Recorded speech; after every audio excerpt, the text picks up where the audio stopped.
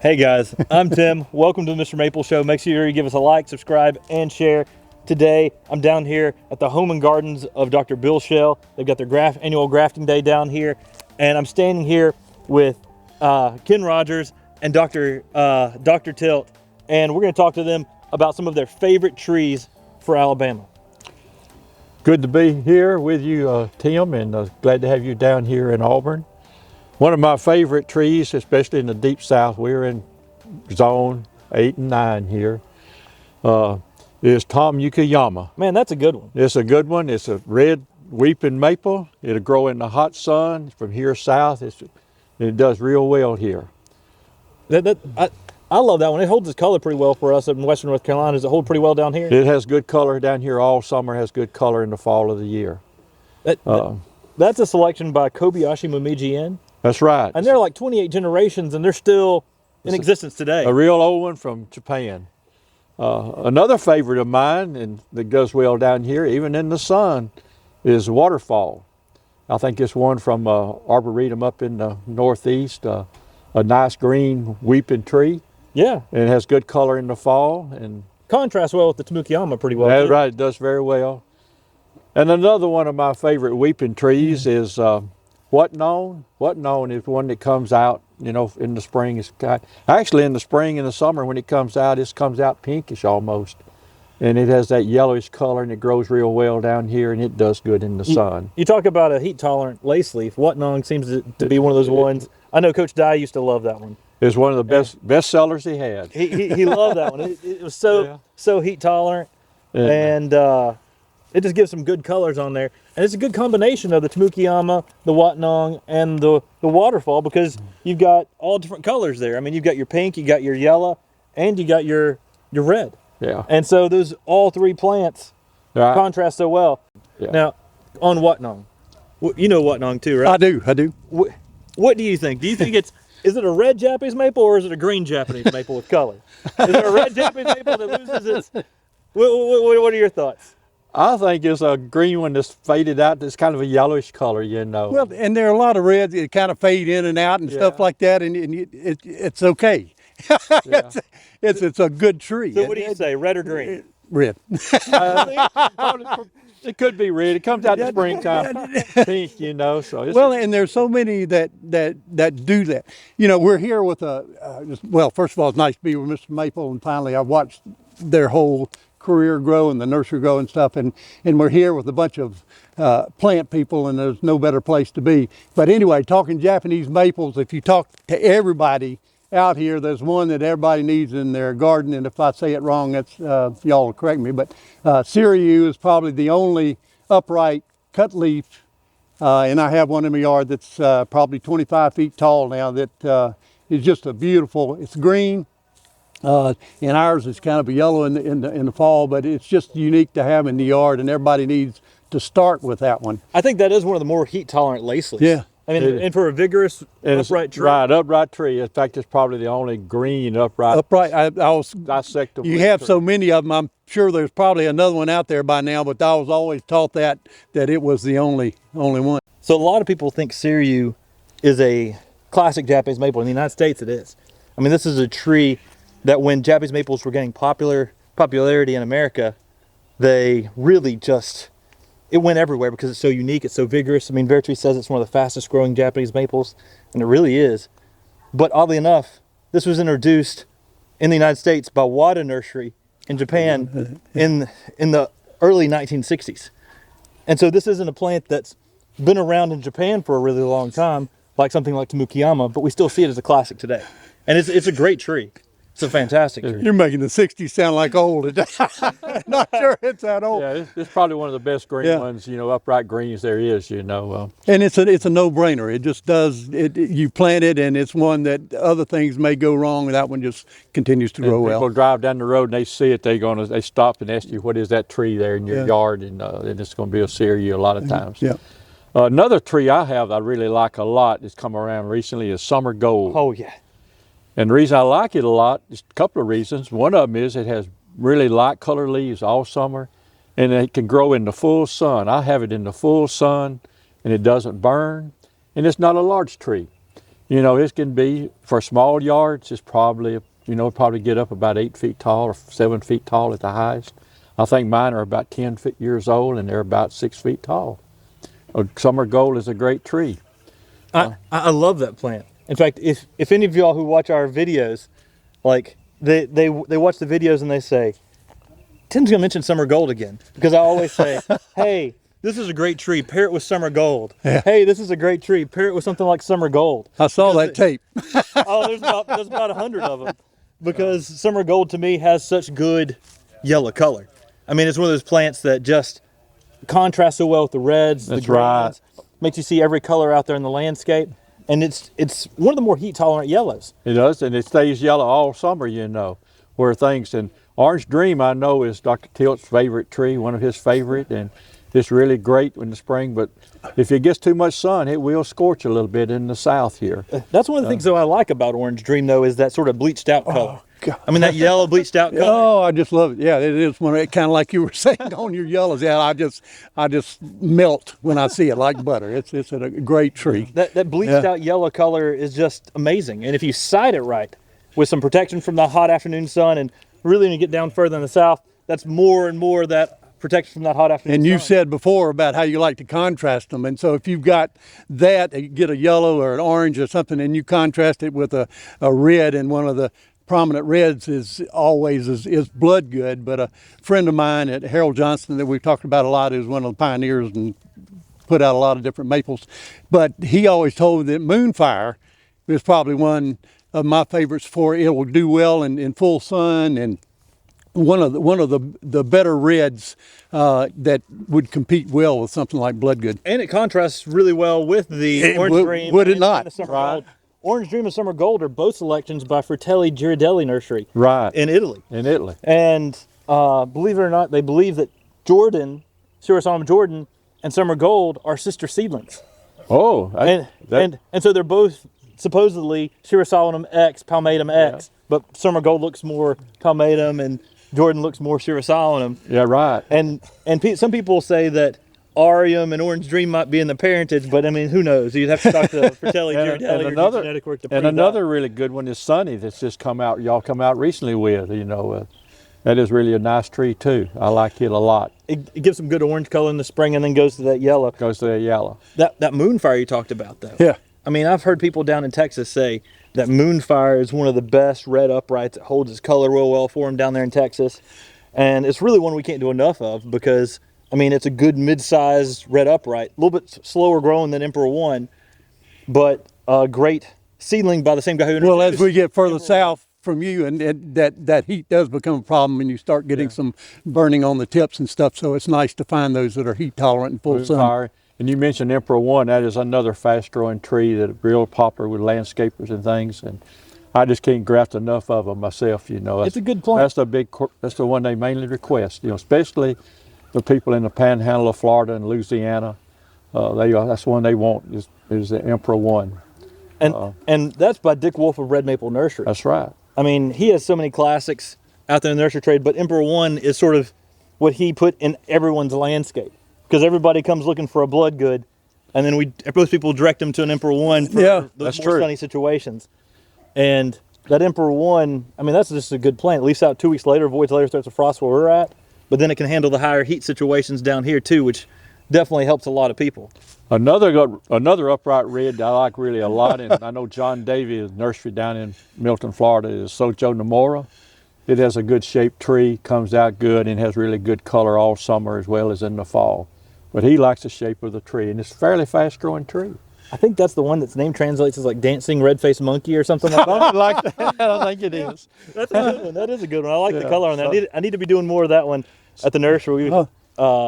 But that definitely is a pretty fun one. That's Yeah, Shojo nomura. It's I'll a- sneak in one here that last. We'll probably run out of time, and this is one you probably don't hear very often, but I look forward to it in early spring. It's one of the first things that comes out is Kasagiyama. Is that the way you?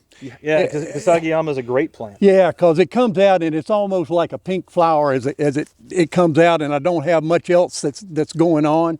And it does change over time, but it just, when you see something coming out, you look out over the yard and you see this color and you just say, thank you. It's springtime's here and and it's good to have it. And that's a classic selection from Japan. Gives you some of that good reticulation style. Yeah. I mean, that reticulated style where you see the veins in the leaf. That's one of those unique styles of variegation that doesn't revert. It's one of the unique styles that are just very vibrant out there in the landscape. And we recently learned, going through some of Talon's notes, that Kasagiyama and Akashikatsusawa, he has in his notes, are the parents to a lot of the Ghost series. So a lot of the Ghost series come down from Kasagiyama and Akashikatsusawa. Wow. And so it's cool that,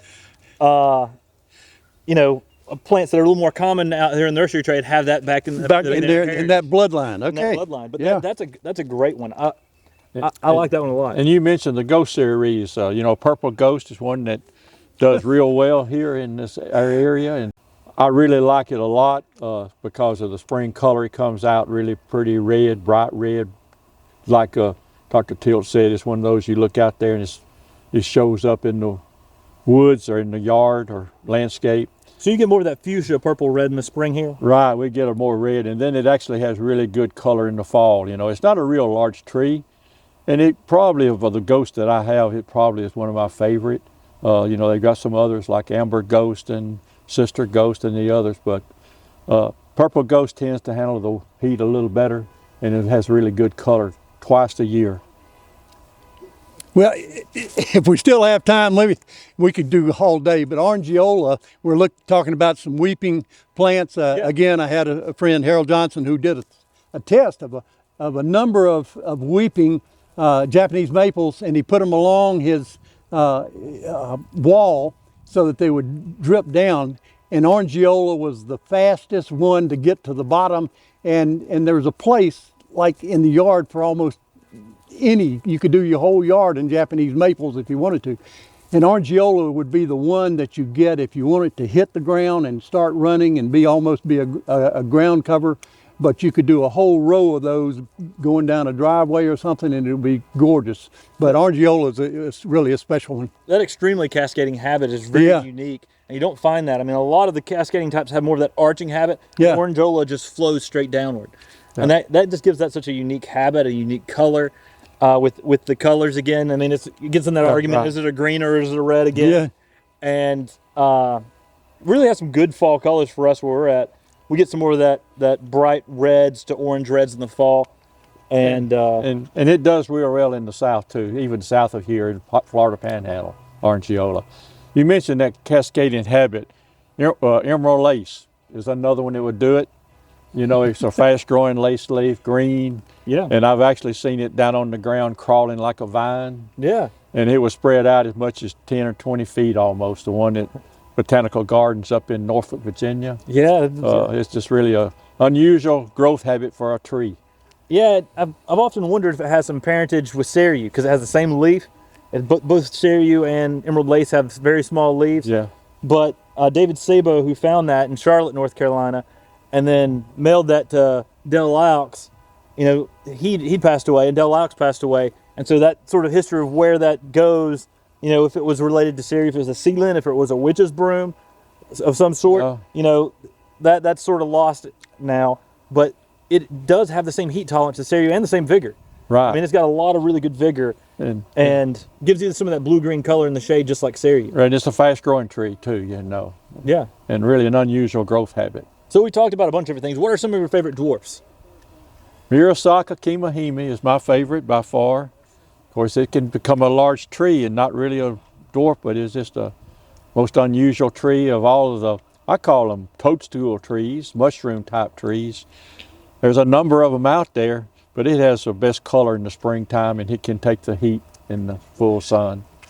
And they're just an unusual tree. It's unusual. I'm not sure if Shana is considered a dwarf, but it is a one that came out of a witch's broom, and it's a red, and I can always identify it because it has a little nub on the leaf coming out, and I have some tall weeping greens, and so when you get kind of naked underneath, I put some Shana underneath it, so you got red and green, and there's just so many things you can do with Japanese maple and play around and find new places in your yard. It's just a special Shana's plant. a very good one. A fireball is another one that's very similar to Shana. Yeah. That does the same thing, and I use a lot.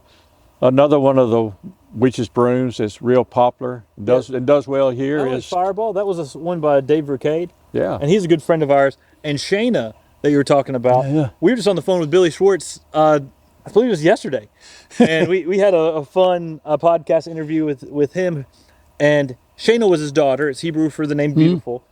And I mean, just a tight little dense compact. But it was found by Dick Wolf and named after his daughter because he was sort of an apprentice for Dick Wolf. Yeah, thank you, Dick Wolf. Yeah, Yeah. that's great. And it was the first witch's broom that he found, and he's found like 1 million witch's brooms, and it hangs at the Department of Public Safety on Villanova's campus. This red upright Japanese maple, this broom hangs up, and if Matt sticks his hands up, it's about 6 to 8 inches higher than that where it hangs.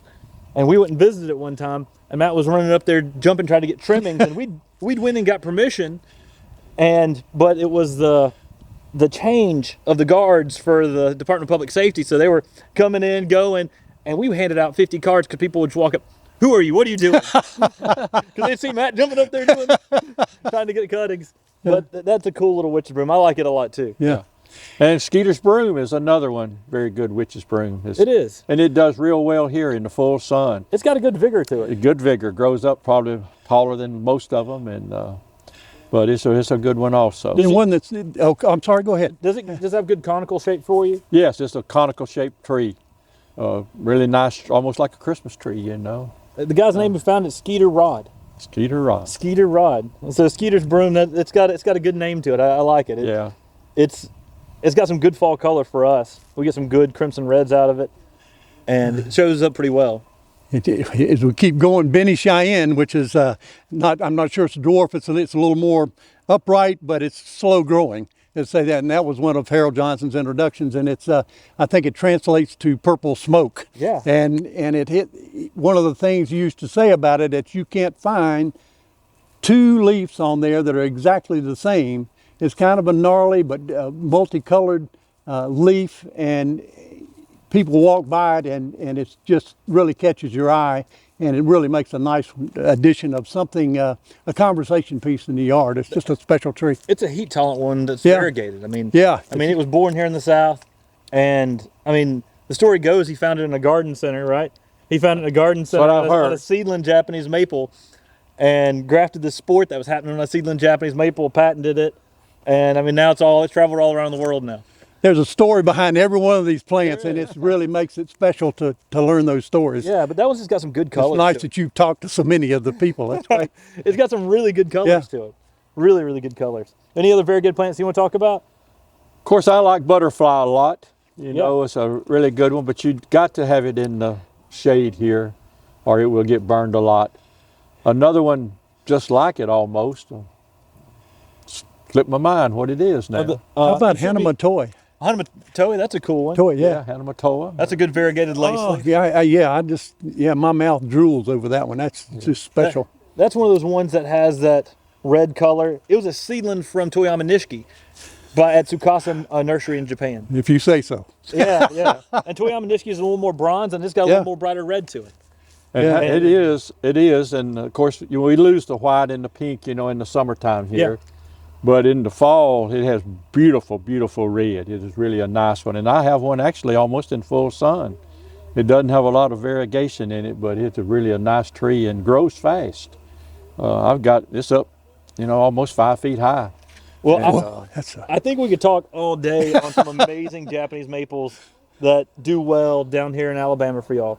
I mean, we're here in a garden that's got a ton of Japanese maples, mature specimens. I think you've got 1,000 varieties in your garden almost. Or Close to it. And I mean, just an amazing collection of Japanese maples down here in the deep South. And so I really appreciate y'all both coming, Ken and Dr. Telt. I really appreciate y'all both talking to us today about some of your favorite Japanese maples for down here in Alabama. If you like this type of content, make sure to like, subscribe, and share. And as always, remember to shop on MrMaple.com. Take care, God bless, and have a great day.